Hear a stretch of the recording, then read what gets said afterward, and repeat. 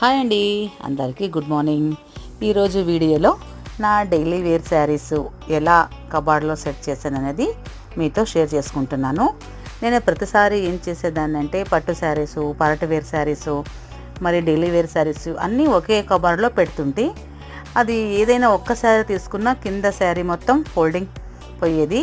ఇంకా అలాగే పెట్టడం వల్ల చూస్తేనే చిరాకు వచ్చేలాగా కనిపిస్తుండే. నా కబార్డ్ తెరిస్తేనే ఏం చేయాలబ్బా అని ఆలోచించి ఒక డిసిజన్ తీసుకున్నాను. ఇది చూడండి, ఇవన్నీ డైలీ వేర్ శారీస్ ఒక కబార్డ్లో సెట్ చేశాను. నెక్స్ట్ వీడియోలో మీకు పట్టు శారీసు, పార్టీ వేర్ శారీసు వేరే కబార్డ్లో ఎలా సెట్ చేసినది చూపిస్తాను. ఇవి చూడండి, చూడ్డానికిను ఎంత నీట్గా కనిపిస్తుంది. ఏ రోజు ఏ చీర కట్టుకోవాలనేది తొందరగా తెలిసిపోతుంది. నిజం కదా ఫ్రెండ్స్?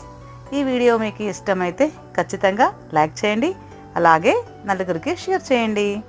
Bye, thank you.